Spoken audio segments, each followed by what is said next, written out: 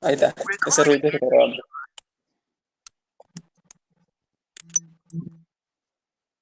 ¿Cele? ¿Estás?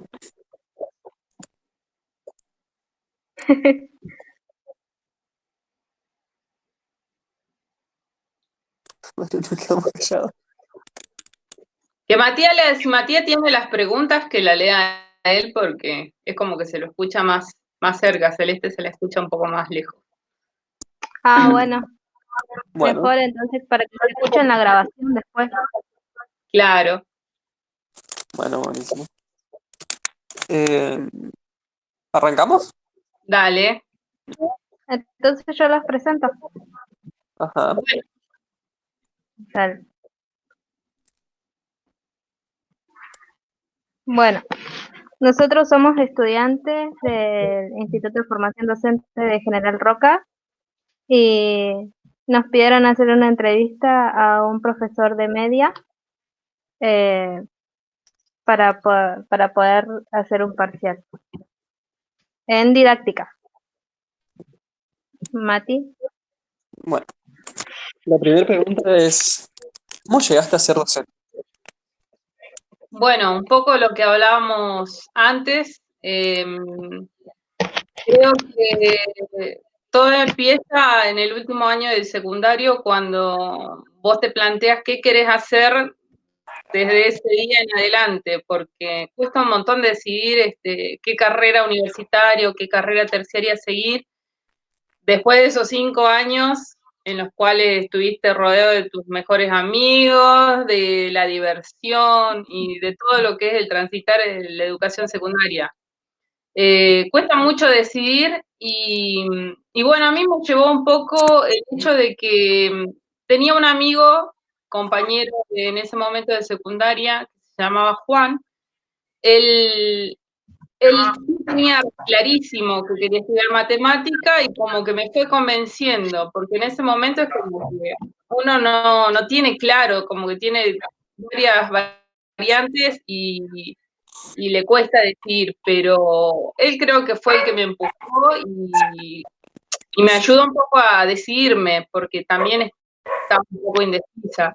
Tenía muchas posibilidades para elegir, pero decidí quedarme con matemática. Y eso que matemática era una de las materias que más me gustaba en ese momento en el secundario, pero no era que me despertaba demasiada así ganas de ser como mi profesor de matemática, porque digamos el modelo o el estilo de los profesores desde hace unos años, en el 2000, cuando yo iba al secundario, no es el mismo perfil del docente que tenemos ahora, quizás eran un poco más reservados, que no generaban un vínculo tan estrecho por ahí como el que buscamos hoy en día los docentes de nivel medio con nuestros estudiantes.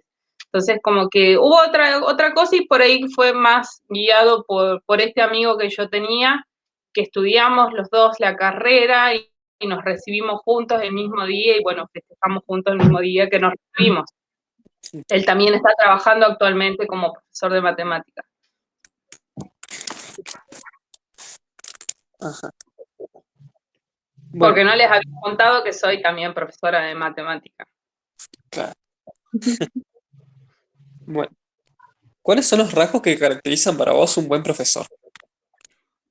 Bueno, yo creo que cada docente tiene un estilo diferente de enseñanza y un estilo diferente de vincularse con sus estudiantes. Yo creo que tengo el mío propio porque la experiencia, los años, el transitar por diferentes escuelas como que te va definiendo tu perfil. Yo creo que, en primer lugar, creo que tenemos que, como docentes, involucrarnos en nuestra tarea y creo que si tenemos vocación, si nos gusta verdaderamente lo que hacemos, lo vamos a disfrutar dentro del aula. Entonces, a mí me pasa particularmente que me encanta dar clases, me encanta dar matemática, me encanta generar este vínculo que yo digo con mis estudiantes. Hace 13 años que soy docente, empecé a trabajar a los 21 años como profe. Quizás en ese momento un poco temerosa por ser tan chica y no tener experiencia, pero bueno, a medida que van pasando los años, fui tomando más confianza y más cancha en este sentido, como le decimos los adultos, al trabajo que me toca desarrollar. Yo creo que principalmente el docente tiene que tener responsabilidad, ¿sí?, en lo que está haciendo, porque está formando personas que después van a necesitar de esos conocimientos que nosotros le inculcamos para desarrollar un estudio terciario universitario. Segundo, creo que nos tenemos que preocupar por ellos, porque así como nosotros cuando entramos al aula y si estamos involucrados con nuestros estudiantes, nos damos cuenta si están bien, si están felices, si están tristes, si el estudiante cuando te plantea que no pudo hacer alguna tarea que le indicaste para su casa, por algún problema extraescolar, uno se preocupa e intenta ayudarlo. Creo que eso genera un acercamiento con él y creo que la dinámica del aula se transforma de otra manera. Debe existir una confianza, pero creo que también eso se genera a lo largo del tiempo. Cuando, por ejemplo, ahora en la provincia de Río Negro, la educación secundaria, sobre todo en las SRN, ha cambiado con la implementación de esta ley en la cual el docente ya tiene un cargo dentro de una escuela y puede tener continuidad con esos estudiantes, con un grupo, con un agrupamiento durante varios años. Entonces eso también te permite llegar a conocerlos, a generar este vínculo del cual yo estoy hablando. Porque antes, cuando éramos docentes taxis, como se le decía, teníamos unas horitas en un colegio, otras horitas en otro, por ahí ese sentido de pertenencia también con la escuela era difícil, y ahora a partir de los cargos de la SRN uno puede involucrarse un poco más, puede trabajar más con los agrupamientos y puede desarrollar este vínculo a lo largo de los años si tenés la suerte de acompañarlos en su trayectoria escolar durante todo el secundario. Y a mí me ha pasado, y eso ayuda mucho en el vínculo del estudiante con el docente. Sí, decime otra pregunta. No, me causó curiosidad eso lo que dijo de docente taxi. ¿A qué le llama docente taxi? Bueno, el docente taxi era en su momento, por ejemplo, cuando yo empecé a trabajar en el 2007, cuando las horas eran, por lo menos en la educación secundaria, no hablo de las escuelas técnicas porque ellas todavía siguen teniendo las horas cátedras, era cuando los docentes teníamos, por ejemplo, en matemática en primer año 6 horas cátedras, en primer año en un colegio secundario, y después teníamos que salir corriendo de ese colegio y capaz que teníamos que ir a otro para un tercer año donde teníamos 4 horas con cátedra. ¿Sí? Es un ejemplo. O sea, cuando te tenés que trasladar por diferentes colegios en una mañana, ¿sí? En cambio ahora con la SRN hay cargos, entonces tenemos cargos de 25 horas reloj, o de 16 horas reloj, o de 9 horas reloj, que te permiten estar toda una mañana en un mismo colegio o poder acomodar tu horario en 2 o 3 días, entonces vos estás fijo en ese colegio y no tenés que salir corriendo quizás en un mismo turno a otro colegio. A eso Bueno. lo llamábamos docentes taxis, que por ahí a la noche en los colegios nocturnos, bueno, suele pasar porque también ellos no han modificado su currículum y siguen con las horas cátedras, que se está planteando una transformación, una modificación en el diseño de las escuelas nocturnas, bueno, para tratar de agrupar y crear cargos y que un mismo docente pueda tener varios cursos en un mismo colegio y pueda acomodar su horario y no tenga que pasar por esto de estar 2 horas cátedras en un primer año en un curso y salir corriendo para llegar al otro colegio. ¿sí? Ah, Eso se le dice docente taxi porque tenía que ir por diferentes colegios en el mismo día o en el mismo turno, y en la semana tenía, por ejemplo, yo con 25 horas reloj que tenía en Cervantes, estaba toda una mañana, de lunes a viernes, o sea, de 7:30 a 2:30 en un mismo colegio. Entonces, uno se puede generar un sentido de pertenencia más grande, participar, desarrollar proyectos, acompañar a los estudiantes en un montón de aspectos, y no de esta manera en donde tenías que ir de un lado a otro y te perdías de estar en un acto, capaz que tu grupo de estudiantes con el cual habías organizado alguna actividad, acompañarlos en ese momento no podías porque justamente te tocaba cruzarte a otro colegio en ese horario. ¿Sí? Generaba un vacío, algo de que no era beneficioso ni para el docente, ni para los estudiantes, ni para las escuelas. Y ahora con los cargos, los profes me parece que en ese sentido están un poco más cómodos. ahora, otra pregunta es, según tu experiencia, ¿qué sabe Sí. el que sabe enseñar? ¿Cómo? Según tu experiencia, ¿qué sabe el que sabe enseñar? ¿Qué sabe el que sabe enseñar? Ajá, ¿se entiende?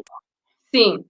Bueno, en ese sentido tengo un pensamiento bastante propio porque yo no creo que el mejor docente sea el que más conocimiento tenga, ¿sí? Porque no pasa por ese lado. Yo creo que el docente tiene que tener estrategias, tiene que tener herramientas y tiene que tener ganas. Eso es lo que tiene que tener un docente que sabe enseñar, porque vos te vas a dar cuenta cuando empieces a dar clases o tengas tu primera experiencia de práctica, que no todos los grupos son iguales, que no todos, y que dentro del mismo grupo no todos los estudiantes aprenden de la misma manera.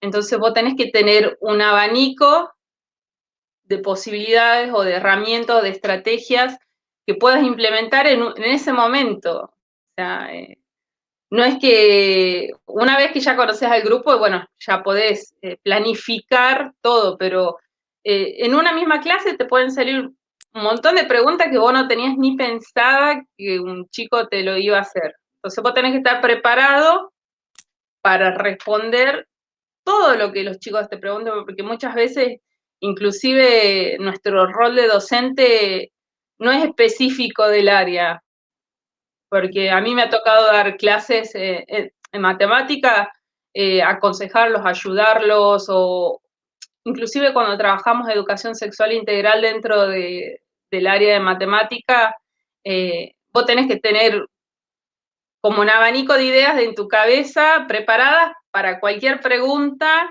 en relación ya sea a lo específico de mi área de matemática o a lo que se esté, a la transversalidad del tema que se esté trabajando con educación sexual integral.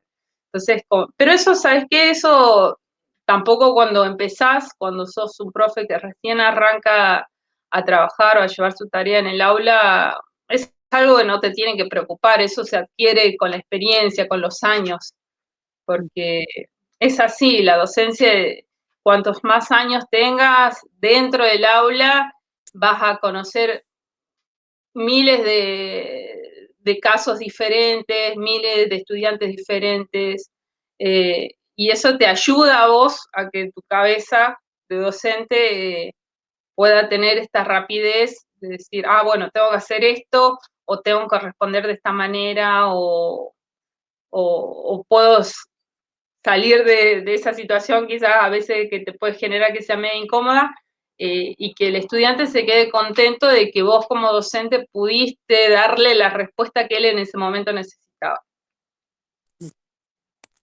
Buenísimo. Otra pregunta. Sí, ¿Qué tipos y qué formas asume la planificación en tu trabajo docente? mira, la planificación es, para mí, es el ideal, lo que uno piensa a principio de año, ¿sí? Proyectando a largo plazo, a todo un ciclo lectivo. Obviamente la planificación es es un documento en donde el cual uno deja sentado la propuesta pedagógica que tiene para desarrollar en cada uno de los agrupamientos, porque la planificación uno la piensa por cada año, ya sea para el ciclo básico, para el ciclo orientado, pero a la vez siempre la planificación es un documento que es abierto y en el cual uno en el transcurso, en el trayecto, puede ir modificándolo. Por ejemplo, mirá la situación que nos toca vivir actualmente. Los docentes de mi colegio ya habían pensado su planificación y, y se vino todo esto y bueno, entonces, ¿qué hay que hacer? Hay que cambiar de plan porque es planificación, viene de eso, del plan que uno va a llevar a cabo, el plan pedagógico. Pero siempre hay que tener en cuenta que es un documento que es flexible, que es abierto, en el cual uno puede en el trayecto modificarlo, ampliarlo, porque siempre te van apareciendo cosas nuevas en el camino, en el cual uno, bueno, tiene que decir, a ver, voy demasiado, esto lo que planifiqué era demasiado ambicioso, o puedo ser ambicioso y puedo agregar más cosas. Eso es lo que tiene la planificación, pero creo que es el documento más importante o una de las herramientas más importantes del docente, aparte de la secuencia didáctica, digamos, y la planificación diaria o por clase que tenemos que hacer, digamos, para llevar a cabo cada una de las clases. Una pregunta. ¿Sí? ¿Y esa planificación por clase, cómo es? Bien, la planificación por clase le llamamos secuencia didáctica. ¿Sí? La secuencia didáctica la podés armar con una secuencia de clases, o sea, puede estar armada para una clase, dos, una semana, 15 días o un mes. ¿Sí? Lo podés armar por unidades didácticas, la podés armar por eje, la podés armar por tema o por saber. Y ahí se hace todo el desarrollo, o sea, vendría a ser una porcioncita de lo que uno planifica para el año. Entonces, a ver, por ejemplo, un eje, números y operaciones. Bueno, tomo números y operaciones de la planificación, me fijo qué saberes abarca, y a todos esos saberes yo los voy a distribuir cronológicamente. ¿Sí? Voy a decir, bueno, a ver, marzo, porque eso también uno lo adquiere con los años en la docencia, es decir, a ver, promedio, ¿cuánto me va a llevar desarrollar esto? Entonces yo digo, bueno, a ver, suma y resta de números enteros me puede llevar 2 semanas. ¿Sí? 2 semanas, por ejemplo, el primer año serían 2 clases de 5 horas, reloj. ¿Sí? Perdón, 4 horas de reloj. Entonces, ahí nosotros tenemos para pensar de qué manera vamos a abordar ese tema, poniéndonos algún propósito específico sobre ese eje y desarrollando las actividades, ¿sí? Las consignas, con los ejercicios, con los problemas, con los gráficos, con todo en lo cual, con las rectas que yo voy a utilizar. En sí se basa en eso, en planificar, vendría a ser desglosar lo que yo había planteado para trabajar durante todo el año, sino por clase. ¿Sí? Es la herramienta con la cual yo entro al aula y digo, bueno, a ver, acá tengo las actividades, bueno, le transmito a los chicos lo que voy a trabajar y eso también me permite a mí llevar un seguimiento de lo que yo planteo y así como también puedo planificar esa secuencia para 2 semanas, me puede pasar de que quizás según el agrupamiento, esas actividades se me acabaron mucho antes y tengo que agregar otras, o puede pasar de que necesité más tiempo porque hubo algún emergente en alguna de las clases, o el tema por ahí se desvió un poquito, se puede extender, ¿sí? También es flexible. Tendría que ser las actividades que yo planifico para cada clase o por cada tema. Eso es una secuencia didáctica.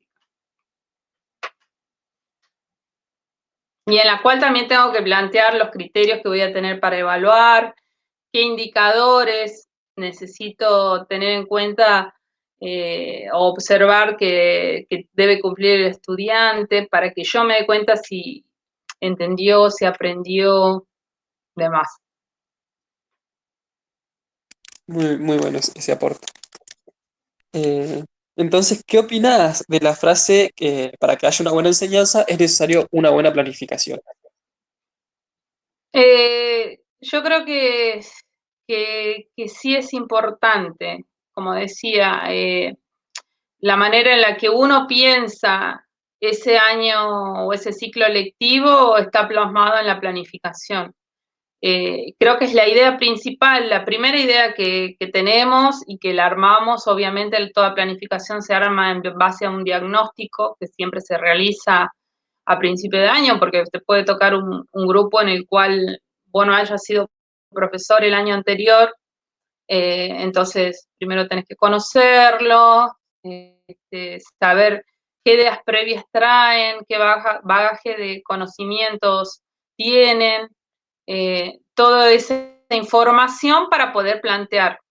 Pero bueno, es la idea, es el ideal, lo que uno quiere llevar a cabo durante todo el ciclo lectivo, pero bueno, es importante porque tiene que estar, yo tengo que pensar qué hacer, yo no puedo ir a dar clase y no saber qué voy a hacer durante todo un ciclo lectivo, ¿sí? Para mí es el ideal, es lo que uno quiere, desea que se cumpla, pero bueno, siempre en todo año hay cosas que van pasando y cosas que nos hacen tomar otro camino, o modificar, o ampliar, o reducir esa planificación, ¿sí? Nunca nos tenemos que sentir mal como docentes cuando no llegamos a cumplir estrictamente con todo, porque ahora la nueva educación secundaria nos permite tener continuidad, o sea, por ciclos, si yo lo planteé para primer año y no llegué a dar todo, bueno, el profesor que estará en segundo, si sigo siendo yo, el año siguiente puede dar continuidad a eso que se había planificado, ¿sí? Completar ese bache que quedó ahí un poco pendiente, ¿sí? Ya no es como antes empezabas con un tema y tenías que terminar con otro y sí o sí estrictamente se tenía que dar, pero ahora ya con la nueva educación secundaria, si hay algo que quedó pendiente, se puede dar continuidad, se puede profundizar en el siguiente año, ¿sí? Buenísimo. Y bueno, ¿podría comentarnos algún proyecto pedagógico en el que usted haya sentido que aprendió mucho? Particular de mi área, he llevado a cabo muchos proyectos. Pero yo creo que cuando vos sos docente, hay veces que te abocás a que sea un proyecto específico del área y hay veces que te abocás a que sean proyectos que le interesen al estudiante o que el estudiante vaya a vivir alguna experiencia importante en ese proyecto. En mi colegio, a lo largo de los años, hemos llevado muchos proyectos a cabo y quizás no han sido específicos del área porque en matemática ustedes se van a dar cuenta cuando empiezan a trabajar también de que o sea, vivimos en una zona en donde no tenemos demasiadas oportunidades o propuestas para vivenciar todo lo que es matemática, pero sí van a poder llevar a cabo un montón de otras cosas que sean de interés de los estudiantes, como por ejemplo armar un proyecto para que puedan acompañarlos, no sé, a una muestra de todas las universidades del Alto Valle, que eso los ayude a definir qué carrera van a seguir, como un viaje a la cordillera, donde puedan conocer y vivenciar otro tipo de relieve, de paisaje, de clima y demás. Pueden encontrar una línea que los va a vincular con su área, pero quizá no sea estrictamente de matemática, creo que lo más importante de un proyecto es que le sirva de algo al estudiante, ¿sí? Que aprenda algo, que conozca o que viva otra realidad que quizás es lejana para él. Yo creo que lo tenemos que pensar más de ese lado, y en ese sentido he hecho yo particularmente, siempre me ha preocupado más el hecho de que mis estudiantes vivencien experiencias, inclusive los he llevado a ver obras de teatro, armando proyectos con una profesora de lengua a la Casa de la Cultura, he armado proyectos para Bariloche, hemos viajado a Bariloche con un grupo de estudiantes hace 3, 4, ya no me acuerdo, como 4 años atrás, en donde la pasamos fantástico, y ellos, verles la cara de felicidad creo que es lo más importante cuando vos concluís el proyecto y los chicos te agradecen porque vivenciaron algo que jamás se lo habían imaginado o lo habían pensado. Y creo que también nosotros como docentes, cuando cumplimos ese objetivo, también nos sentimos muy felices. Creo que eso es lo más importante, porque por ahí dentro de tu área no llegás a hacer proyectos específicos, pero después te podés involucrar interdisciplinarmente con otras áreas y salen cosas fantásticas, cosas hermosas. Y también te puede pasar que te sientas frustrado cuando pensás algo de una manera y no llegás a cumplirlo, ¿sí? Porque te quedas con la gana de saber qué habría pasado si eso se hubiese dado de otra manera. Pero yo creo que el viaje que logramos hacer a Bariloche con mis chicos de tercer año en ese momento fue, creo que el más lindo que hice en toda mi vida.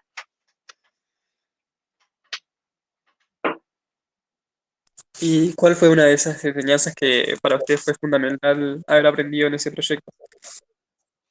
Yo creo que el convivir, el convivir, el aprender de las pequeñas cosas, porque te cuento un poquito, nosotros teníamos planificado ese año, teníamos planificado un viaje al Lago Escondido, al hotel del señor Lewis, que él tiene apertura a proyectos para instituciones educativas de Río Negro,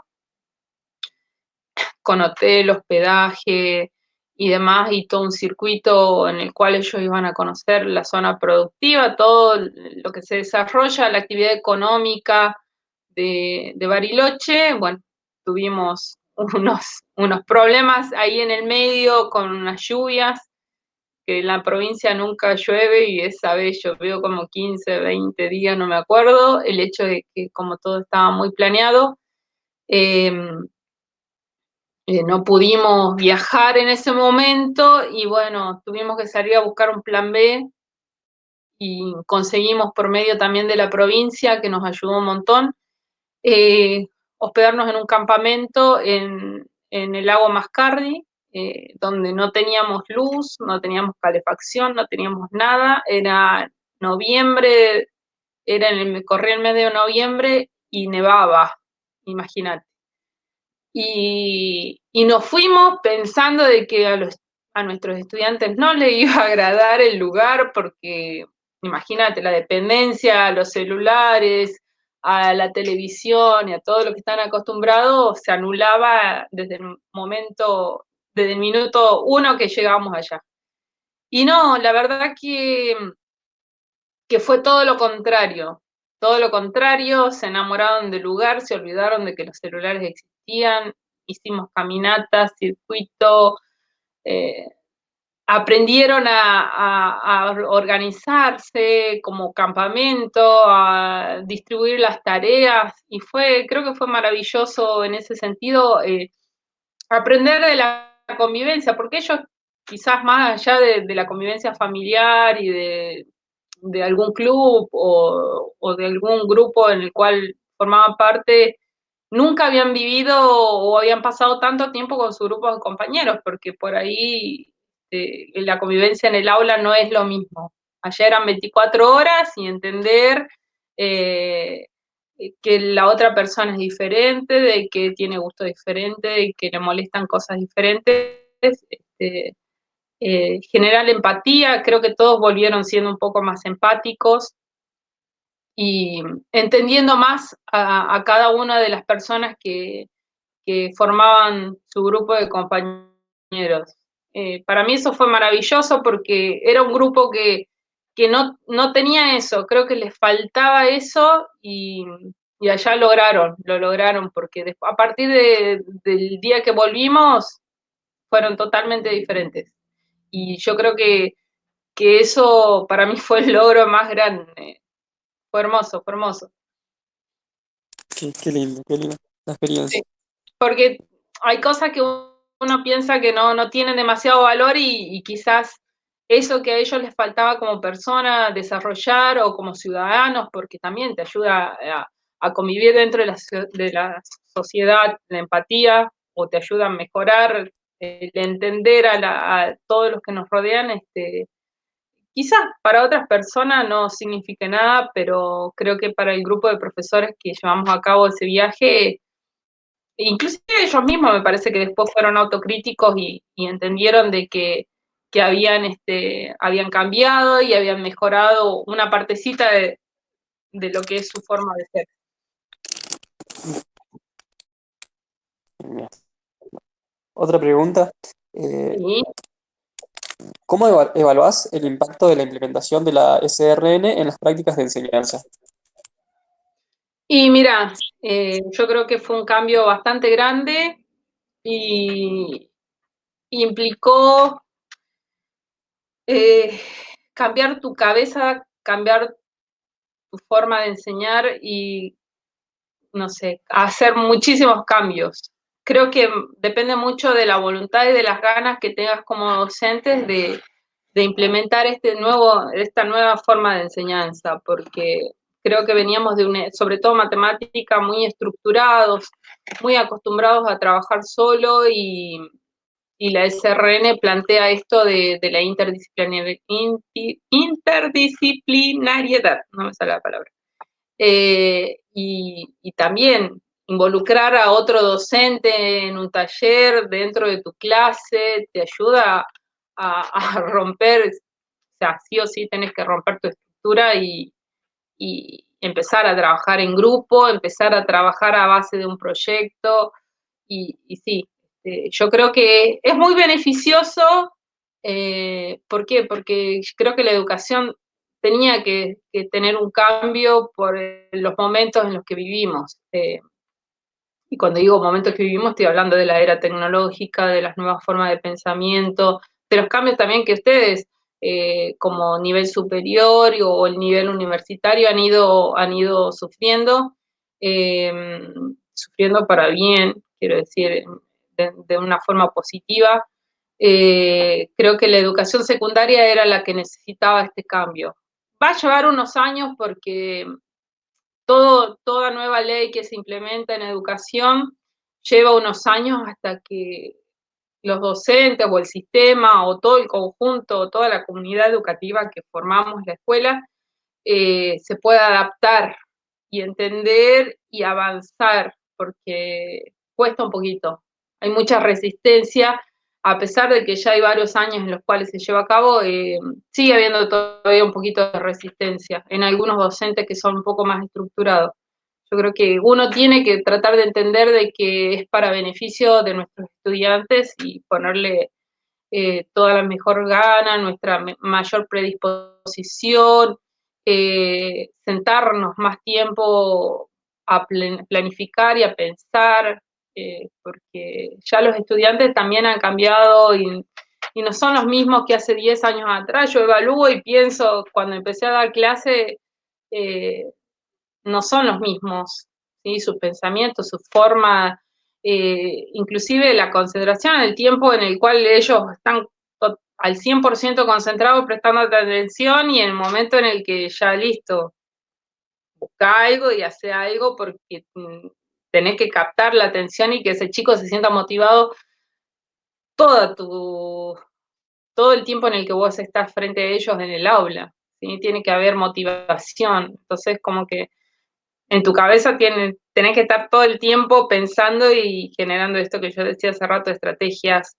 buscando las herramientas que te ayuden, que te faciliten a llegar más al estudiante y a motivarlo. ¿sí? Sobre todo en matemáticas.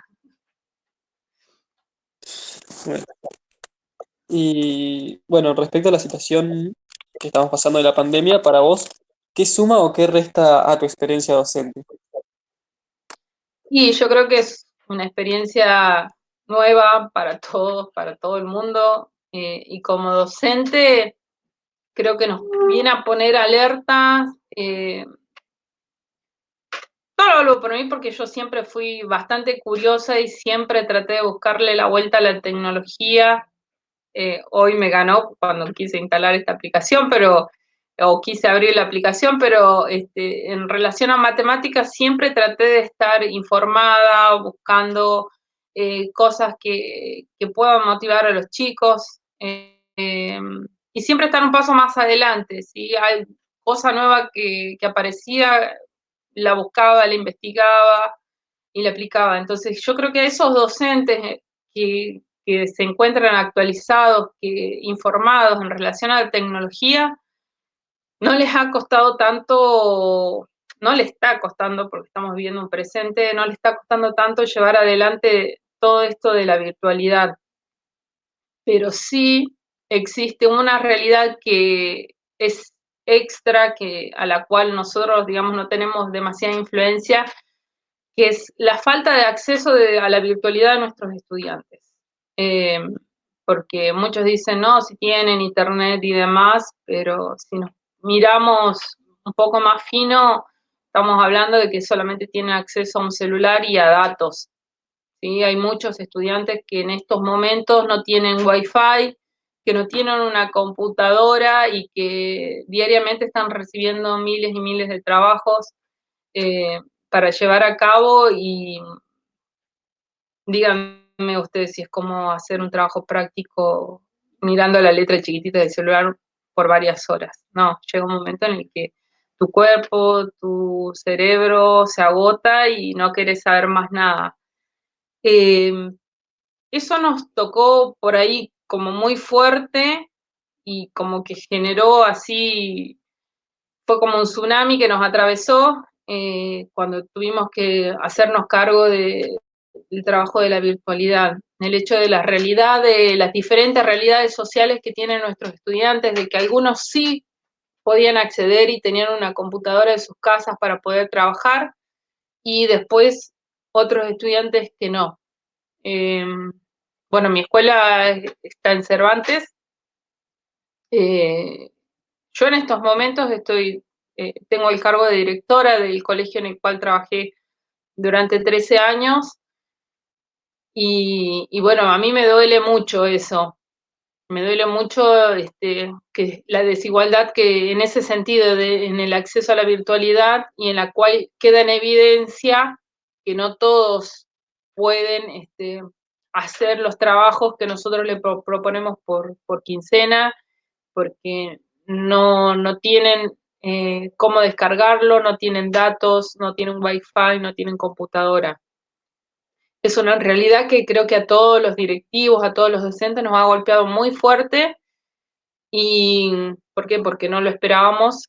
Siempre que se ha trabajado con la incorporación de las tecnologías en educación, ha sido, pero parcialmente, muy poquito, cositas que uno va agregando durante los ciclos lectivos, pero esto fue así un giro de 360 que nos dejó como diciendo, estamos en cero nuevamente, y de qué manera vamos a arrancar con todo esto.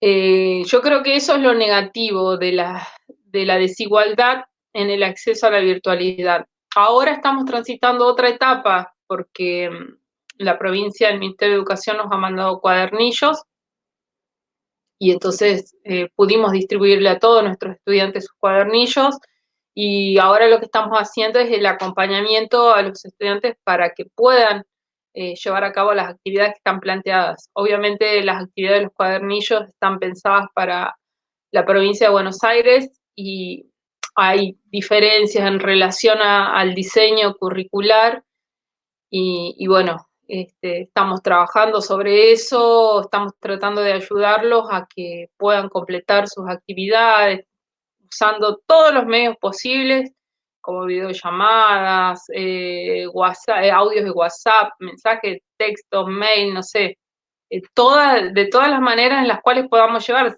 Tampoco podemos ser muy ambiciosos y dar una clase virtual por Zoom, porque sabemos que esta realidad nos golpea fuerte y que no todos tienen acceso a Internet. Sabemos que para hacer una videollamada como esta necesitas tener una buena red de Wi-Fi, mínimo un celular que tenga buena definición. Bueno, esos pequeños detalles que digamos en un ideal sería lo perfecto.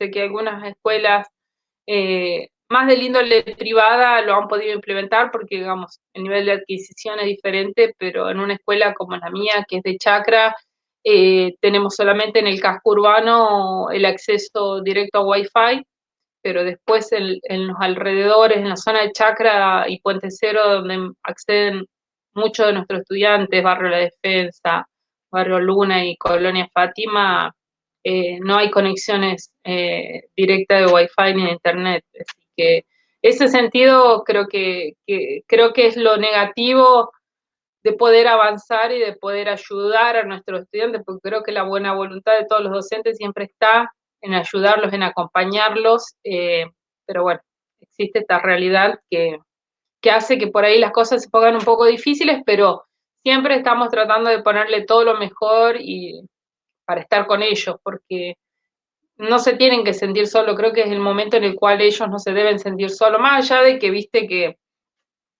está esto tan amigo de decir, estamos en familia, estamos todos, pero igualmente nos podemos sentir solos y capaz que ante el fracaso de querer hacer alguna tarea y que no les salga, te sentís frustrado y querés abandonar todo. Entonces, no, ahí tenemos que estar nosotros como docentes para incentivarlos, para ayudarlos. Y bueno, el docente siempre explica más de una vez, entonces se hace un poco más difícil, pero bueno, un audio, 2 audios, 3 audios, una videollamada, no sé, un mensaje de texto, un mail, algo de que a él le haga sentir que está acompañado y que hay alguien que se está interesando por su aprendizaje, porque yo creo que él tiene que entender que nosotros estamos súper preocupados y súper ocupados en que medianamente sigan aprendiendo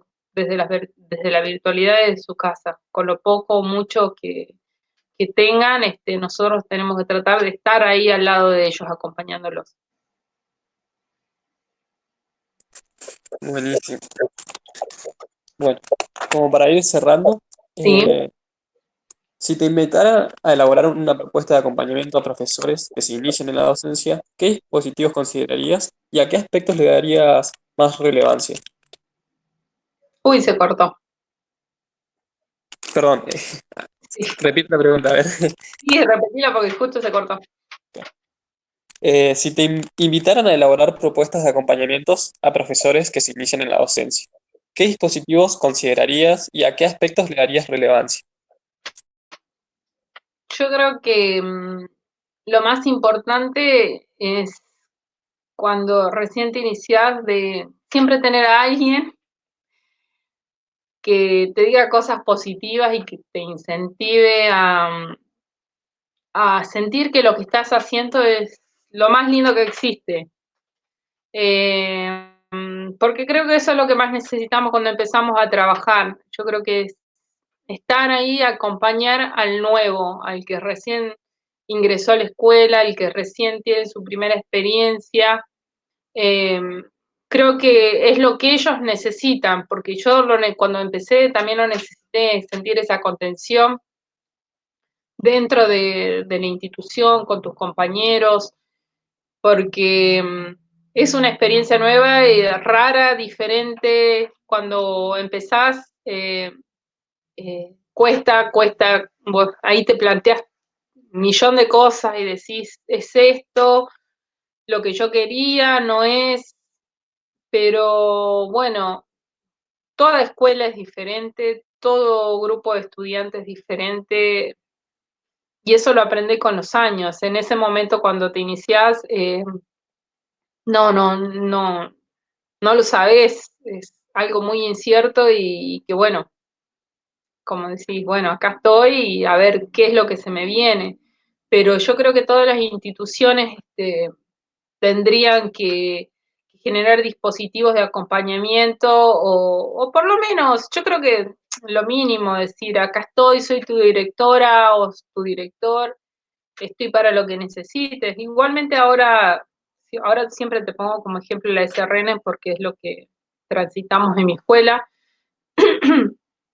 Ahora tenemos muchos docentes que tienen diferentes tareas que acompañan al docente, entonces siempre vas a tener a tu coordinador de área que te va a estar asesorando, te va a estar ayudando, pero yo creo que los docentes que formamos parte de las instituciones tenemos que tratar de acompañar un poco más. He estado en muchas situaciones en donde es el nuevo y nadie lo asesora, nadie lo ayuda, que aprenda como sea y no es así. Yo creo que debemos acompañarlo, aconsejarlo, porque por ahí las personas que tenemos un poco más de experiencia les podemos ir indicando el camino, decir, mirá, si pasa tal cosa tenés que hacer esto, mira, a mí esta herramienta o esta estrategia dentro de tal grupo que compartimos me funciona, fíjate si vos la podés implementar.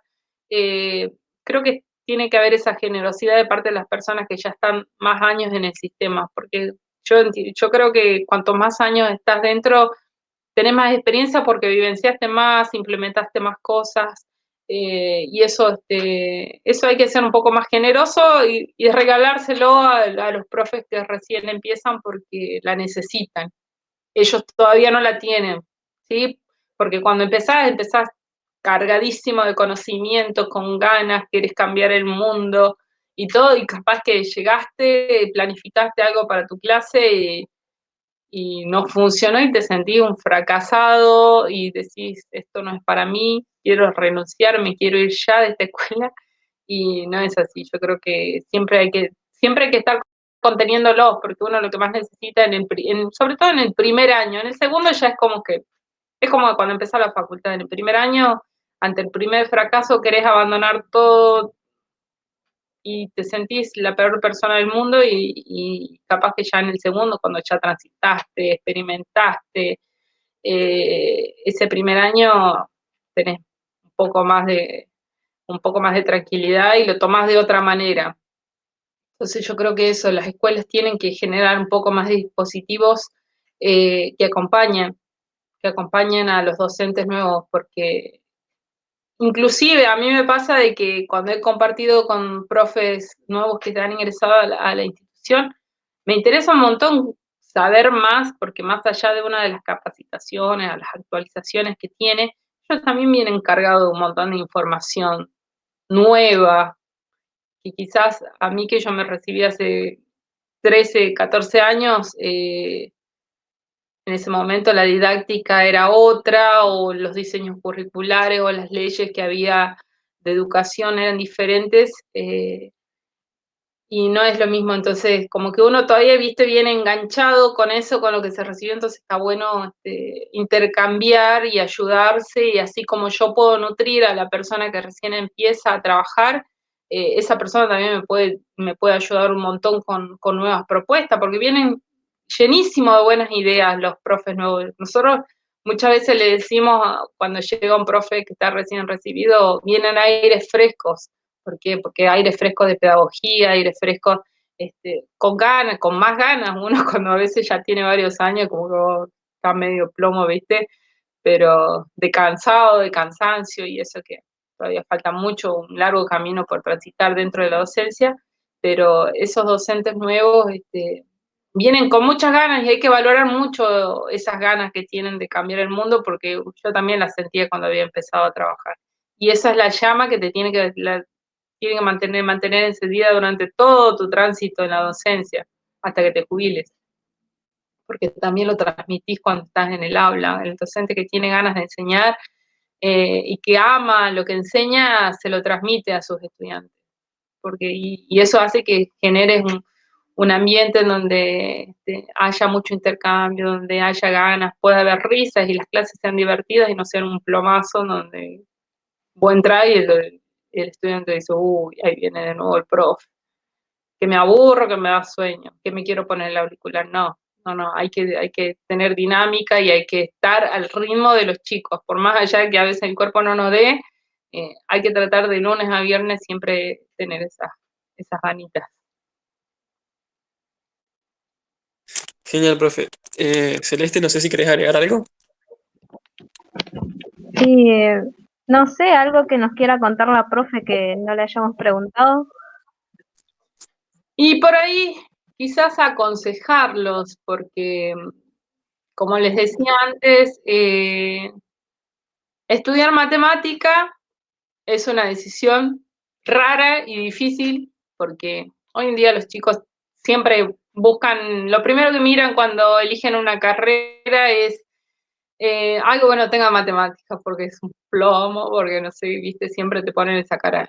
Y que ustedes hoy hayan elegido esta carrera, a mí me pone contenta, porque siempre somos cuando salimos del secundario, los extraños, los raros que elegimos estudiar matemáticas. Y no, porque matemática es más allá, como les dije anteriormente, más allá de los números y de la recta y de las raíces cuadradas y de las funciones y de todo lo que implica toda la teoría.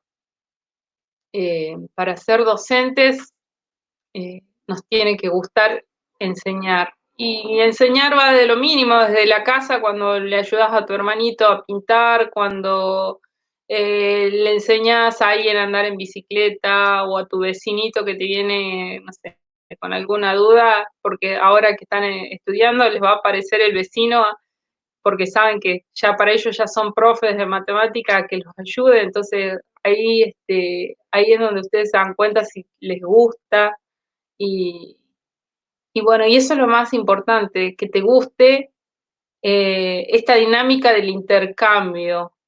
Los profesores de matemáticas somos de hablar mucho, tenemos como un mismo perfil, nos gusta hablar mucho, nos gusta intercambiar, nos gusta ser un poco divertidos en nuestras clases, por lo menos yo tengo un vínculo de amigos de prof que son profes de matemática que tienen este perfil.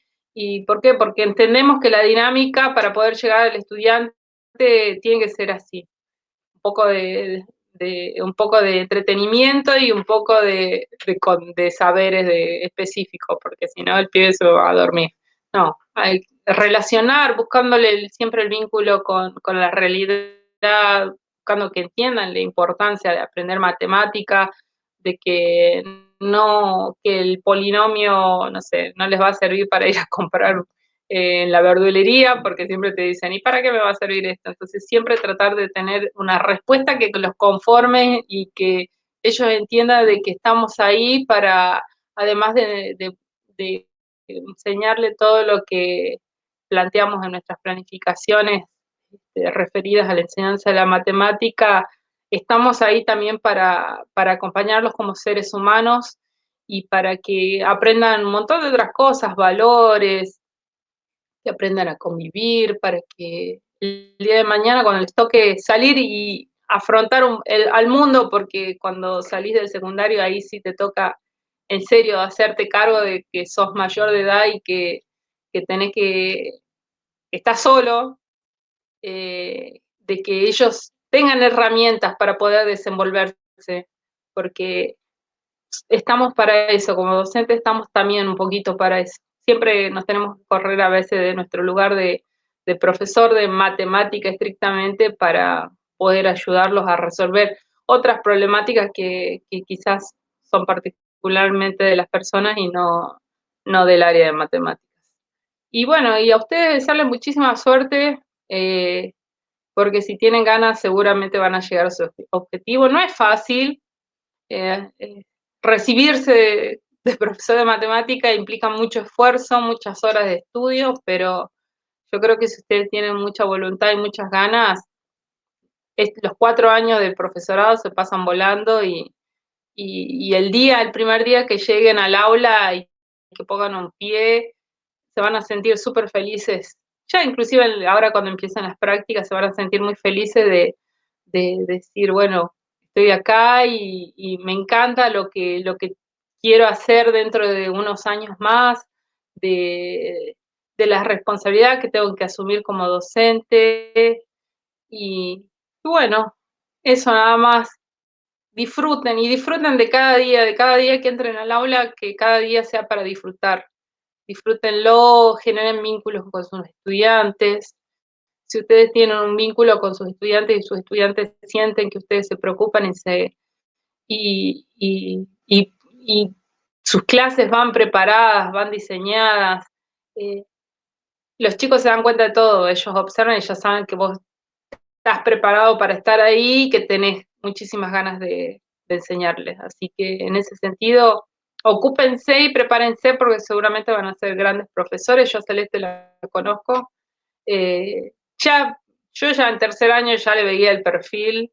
Digo, esta piba se me va a hacer profesora de matemáticas, pero yo creo que sí, que las ganas siempre tienen que estar todos los días. Cada día que te levantes para ir a la escuela a enseñar, levantate con una sonrisa y disfruta del aula, disfruta de tus estudiantes, disfruta del entorno de la escuela, porque si no la docencia no tiene demasiado sentido.